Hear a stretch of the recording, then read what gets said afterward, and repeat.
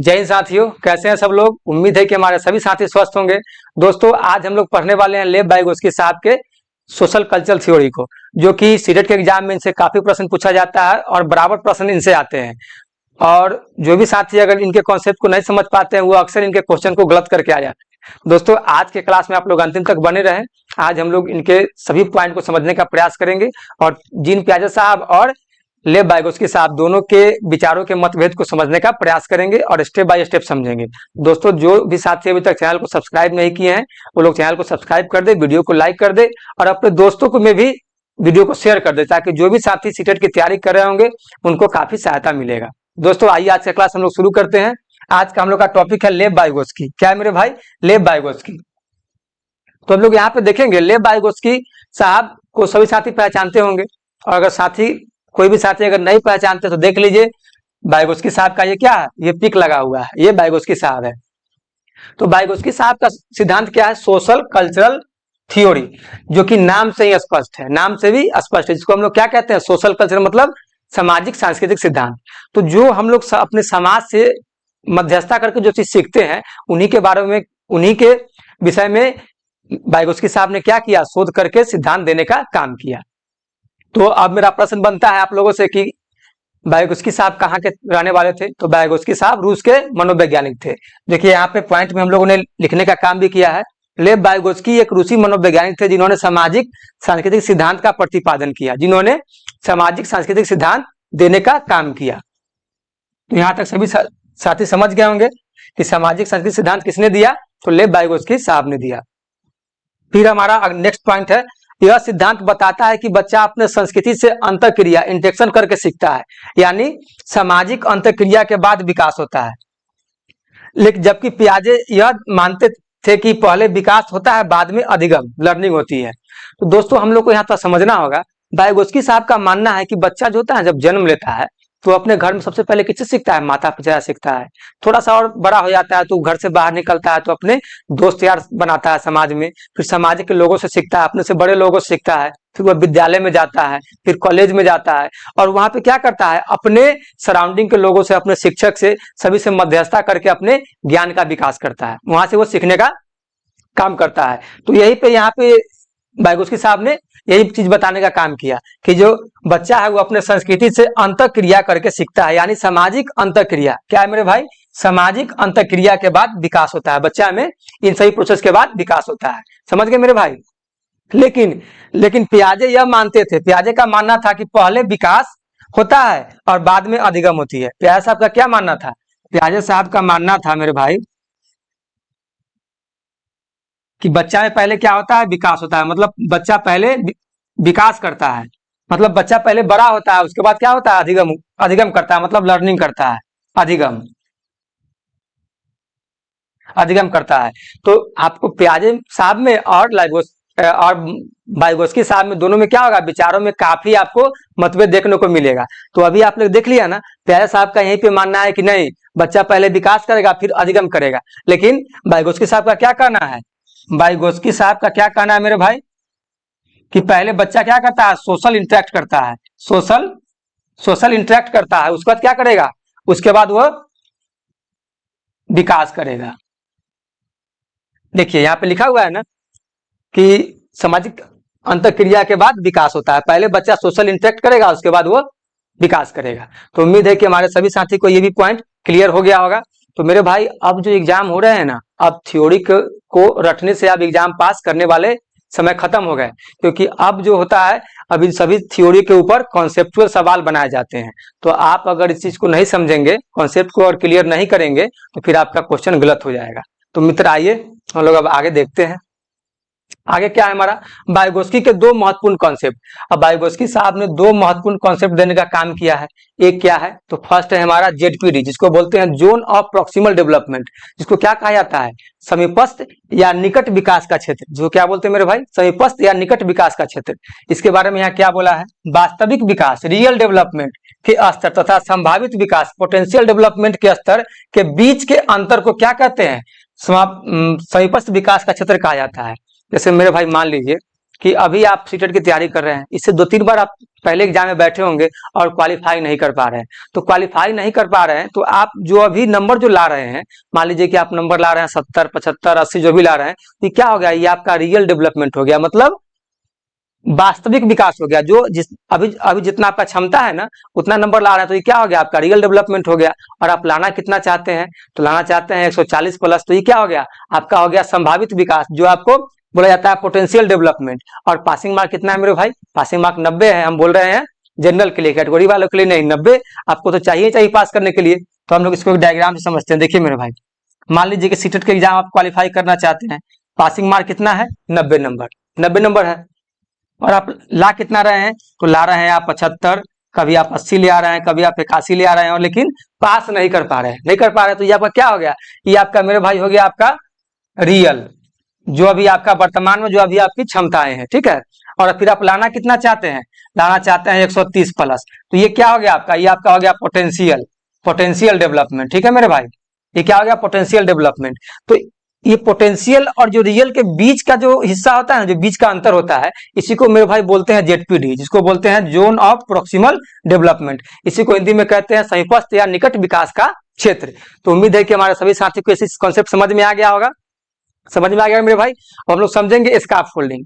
स्कैप folding क्या होता है, तो स्कैप फोल्डिंग मेरे भाई आपकी समस्याएं पढ़ते हैं, आपकी समस्याएं पढ़ते हैं और टेम्पोररी हेल्प को आपको तुरंत मदद कर देता है, इसी को बोलते हैं स्कैप फोल्डिंग। मान लीजिए कि अभी आप बीमार पड़ गए, आप कहीं के गए और थोड़ा सा सर में हेडेक हो गया, सर दर्द करने लगा, कोई आपको आया और थोड़ा सा एगो सर दर्द की दवा दे दी, आपने खाया और आपको तुरंत आराम हो गया, तो इसको क्या बोलते हैं, स्कैप फोल्डिंग बोलते हैं। मतलब तुरंत आपको, मतलब जो समस्या हुई उस समस्या पर आपको मदद मिल गया, हेल्प मिल गया, उसी को हम लोग कहते हैं स्कैप फोल्डिंग। देखिए यहाँ पे लिखा हुआ है, वयस्कों द्वारा, मतलब एडल्ट जो आपसे बड़े हों, द्वारा दी जाने वाली टेम्पोररी हेल्प, क्या बोलते हैं मेरे भाई, टेम्पोररी हेल्प या गाइडेंस को स्कैप फोल्डिंग कहते हैं। इसको हम लोग हिंदी में कहते हैं पार या ढांचा कहते हैं। इससे मेरे भाई एक एग्जांपल से समझेंगे। मान लीजिए कि जब आप साइकिल चलाना सीखते हैं, तो क्या है कि आप साइकिल चलाने लगते हैं, नहीं ना। मान लीजिए पहले साइकिल पर चढ़ते होंगे तो आपके मम्मी पापा आपको पीछे से पकड़ते होंगे, एक टेम्पोररी हेल्प देते होंगे, नहीं तो फिर क्या एकाएक आप साइकिल पे बैलेंस तो बना नहीं पाएंगे, या आपके भाई बहन पीछे से पकड़ते होंगे, तो फिर आप धीरे धीरे साइकिल में बैलेंस बनाते हैं, फिर साइकिल चलाना सीखते हैं। तो ये क्या हो रहा है मेरे भाई, ये टेम्पोररी हेल्प मिल रहा है ताकि आप साइकिल पे अच्छे से बैलेंस बना सके और साइकिल को अच्छे से ड्राइव कर सके। तो इसी को मेरे भाई बोला जाता है स्कैप फोल्डिंग, इसी को बोला जाता है स्कैप फोल्डिंग। मान लीजिए कि आप कोई मैथ बना रहे हैं, कोई गणित का कुछ सवाल है बना रहे हैं, और आप उसमें बीच में जाके प्रोसेस में अटक जा रहे हैं, तो कोई आपका दोस्त है वो आया, बोला कहाँ पे दिक्कत है, देखा और आपको तुरंत बता दिया कि देखो तुम यहाँ पे गलत कर रहा है, तो आपने उसको तुरंत सुधारने का काम किया और आप उस मैथ को बना लिए, मतलब उसका आंसर आप ले आए। तो क्या हो रहा है, आपके दोस्तों के द्वारा आपको स्कैप फोल्डिंग मिल रहा है, जिसको हम लोग बोलते हैं टेम्पोररी हेल्प या गाइडेंस। समझ में आ गया कि मेरे भाई की स्कैप फोल्डिंग किसको कहते हैं, स्कैप फोल्डिंग किसको कहते हैं। तो चलिए अब हम लोग समझेंगे कि स्कैप फोल्डिंग किसके किसके द्वारा दिया जा सकता है। स्कैप फोल्डिंग किसके द्वारा दिया जा सकता है, तो हम लोग उसको बोलते हैं एमकेओ, मतलब मोर नॉलेजेबल अदर। तो वो कौन कौन व्यक्ति होते हैं, तो यहाँ देखिए यहाँ पे लिखा हुआ है ना एमकेओ, मतलब मोर नॉलेजेबल अदर, जो व्यक्ति आपसे थोड़ा अधिक जानता है, जो व्यक्ति आपसे थोड़ा अधिक जानता है, तो वो लोग कौन कौन हो सकते हैं, तो वो होंगे हमारे टीचर होंगे, शिक्षक होंगे, पेरेंट्स माता पिता होंगे, फ्रेंड्स दोस्त यार होंगे, ये कोई भी हो सकता है जो आपको स्कैप फोल्डिंग दे सकता है। समझ गए मेरे भाई आप। अब ऐसा क्वेश्चन आएगा तो हमको लगता है कि हमारे सभी साथी इसको उड़ा देंगे, ठीक है। चलिए अब हम लोग देखेंगे वाइगोत्स्की साहब के भाषा पर इनके विचार, भाषा पर इनके क्या विचार थे। तो इनके अनुसार भाषा और चिंतन शुरू में अलग अलग होते हैं। देखिए वाइगोत्स्की साहब के अनुसार ना भाषा और चिंतन शुरू में मेरे भाई अलग अलग होते हैं, लेकिन बाद में एक साथ हो जाते हैं, लेकिन बाद में क्या हो जाते हैं, एक साथ हो जाते हैं। अभी हम लोग एग्जाम्पल से समझेंगे ना, तो आप कहिए कि वाइगोत्स्की साहब का ये थ्योरी गलत है, लेकिन हम लोग को इनके अनुसार चलना है, क्योंकि एग्जाम में हमको इसी को फॉलो करना है। क्वेश्चन आपको इन्हीं के अनुसार आएगा। जैसे मान लीजिए अभी मेरे भाई आपको सीटेट 2025 क्वालिफाई करना है ना। अभी मेरे भाई मान लीजिए कि सीटेट 2025 आपको क्वालिफाई करना है। अब करना है जब सीटेट 2025 क्वालिफाई, और आपको नंबर कितना चाहिए, आप सोच रहे हैं कि हमको नंबर चाहिए 130 प्लस चाहिए नंबर। तो देखिए एक तो सबसे पहली प्रॉब्लम है आपके पास, प्रॉब्लम आ गया ना कि हमको सीटेट 2025 पास करना है। फिर आप इसके ऊपर चिंतन कर रहे हैं ना कि हमको 130 प्लस नंबर चाहिए। तो देखिए दोनों चल रहा है ना एक साथ, ये आपका भाषा हो गया और ये आपका चिंतन हो गया, दोनों चल रहा है ना एक साथ। लेकिन वाइगोत्स्की साहब का क्या कहना है, वाइगोत्स्की साहब का कहना है कि नहीं, पहले भाषा आती है। देखिए भाषा और चिंतन दूरी में क्या होता है, पहले उनका कहना है कि पहले भाषा आती है फिर बाद में विचार आता है। तो इसी के अनुसार इन्होंने अपना पॉइंट यहाँ पे दिया है कि नहीं, भाषा और चिंतन शुरू में अलग अलग होते हैं और बाद में जाकर दोनों मध्यस्थता करते हैं और एक साथ हो जाते हैं। लेकिन जब भी आप भी सोचते हो कोई चीज को, कोई समस्या आती है तो देखते हैं दोनों एक साथ चलता है, समस्या भी रहती है और फिर इसके आप निदान के बारे में सोचते हैं कि आखिर इसको हम कैसे, इससे हम निकले। तो हमको इस पर ध्यान नहीं देना है, हमको वाइगोत्स्की साहब के अनुसार चलना है, क्योंकि एग्जाम में इसी तरह के क्वेश्चन पूछे जाएंगे। तो इन्होंने क्या बोला कि भाषा और चिंतन शुरू में अलग अलग होते हैं और बाद में जाके एक साथ हो जाते हैं। समझ गए मेरे भाई? तो ये चीज कॉन्सेप्ट को ध्यान में रखेंगे, अगर एग्जाम में ऐसा क्वेश्चन आएगा तो बस इनके थ्योरी को फॉलो करना है। फिर देखिए नेक्स्ट पॉइंट क्या है, वाइगोत्स्की ने कहा कि पहले भाषा आती है और बाद में विचार आता है। वाइगोत्स्की का क्या कहना था कि पहले भाषा आती है, पहले मेरे भाई भाषा आती है और बाद में विचार आता है। लेकिन यहीं पे आप देखिएगा पियाजे साहब का, तो पियाजे साहब का आपको यहाँ पे मतभेद देखने को मिलेगा। इन दोनों में काफी इनके विचारों में मतभेद थे। पियाजे साहब का क्या कहना है कि नहीं, पहले बच्चा क्या करता है, विकास करता है। पहले मेरे भाई बच्चा विकास करता है, फिर लर्निंग करता है, फिर क्या करता है, लर्निंग करता है, मतलब अधिगम करता है, अधिगम करता है। तो प्यारे साहब का यहाँ पे ही कहना था कि पहले बच्चा में क्या होगा, पहले विचार आएगा तब भाषा आएगा। प्याजे साहब का पहले विचार आएगा और फिर भाषा आएगा। देखिए इन प्याजे साहब और वाइगोत्स्की साहब के बीच में आपको अंतर समझ में आ रहा है ना, इनके विचारों के मतभेद।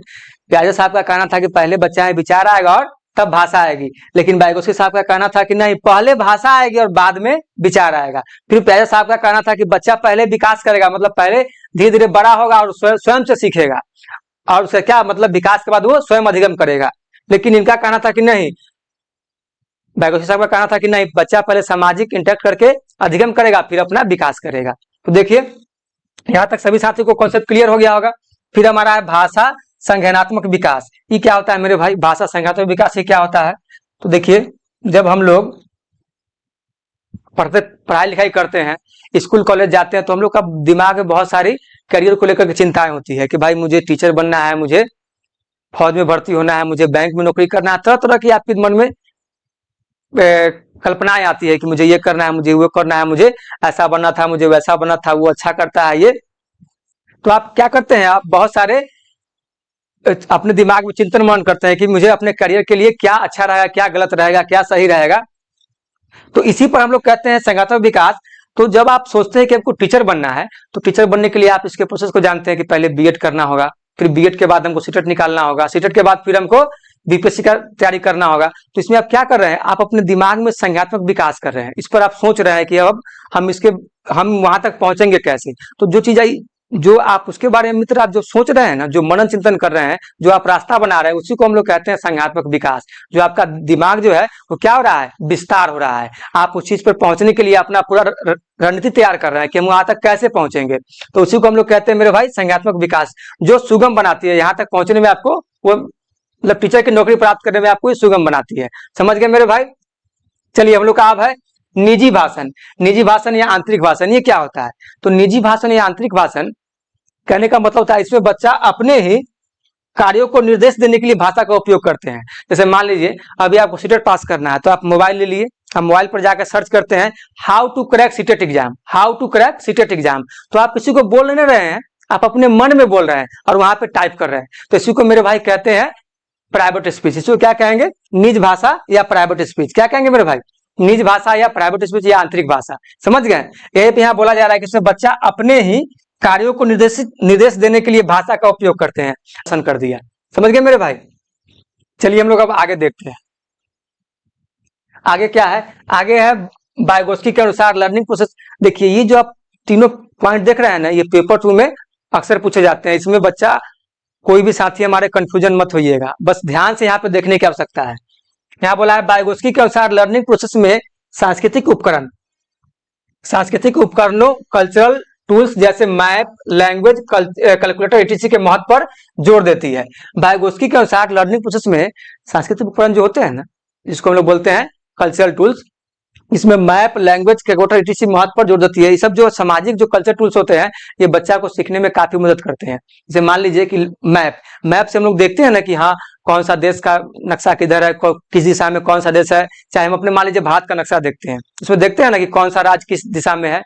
किसका क्षेत्रफल कितना है, किसका आबादी कितना है। तो ये सब चीज हम लोग क्या देख रहे हैं, मैप से देख रहे हैं। तो हमको ये क्या हो रहा है, सीखने में मदद कर रहा है। तो इसी को हम लोग क्या बोलते हैं, कल्चरल टूल्स बोलते हैं।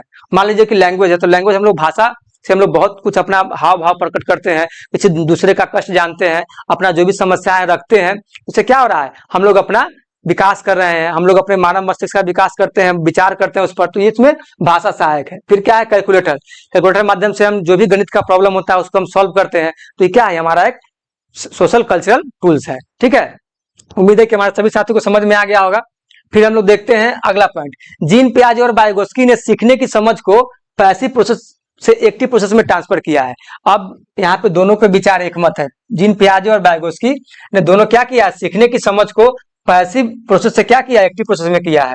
मतलब इनका कहना था कि टीचर को अब पैसिव नहीं होना है, मतलब निष्क्रिय होकर नहीं रहना है, सक्रिय हो जाना है। बच्चा को भी सक्रिय रखना है, क्योंकि निष्क्रिय से अब काम चलने वाला नहीं है। इसको अब काट दीजिए, इसको मेरे भाई अब काट दीजिए, क्योंकि पैसिव प्रोसेस से अब काम नहीं चलेगा। यहाँ पे दोनों आदमी का मत एक है। इनका कहना था कि अब ट्रांसफर होकर के सॉरी अब मतलब एक्टिव होकर के बच्चों में क्या करना है, ज्ञान को ट्रांसफर करना है। समझे, अब शिक्षक को पैसिव होकर पढ़ाना नहीं है, अब एक्टिव होकर पढ़ाना है और बच्चा को भी एक्टिव रखना है, तब जाके ज्ञान का ट्रांसफर होगा उसमें। ठीक है, ये पॉइंट मेरे भाई क्लियर हो गया होगा। अब जीन पियाजे बच्चों को स्वतंत्र प्रयासों द्वारा दुनिया के अनुभव करने पर जोर देते हैं, जबकि वाइगोत्स्की कॉग्निटिव डेवलपमेंट को सामाजिक मध्यस्थता प्रक्रिया के रूप में देखते हैं। अभी हम लोग इस पर चर्चा किए थे ना, क्या बोले हैं कि जीन पियाजे बच्चों को कहते हैं कि आप इनको खुला छोड़ दीजिए, ये स्वयं से बड़ा होगा, स्वयं से अपना सीखेगा। तो इनका कहना था पियाजे के अनुसार कि बच्चा पहले क्या करेगा, पहले विकास करेगा।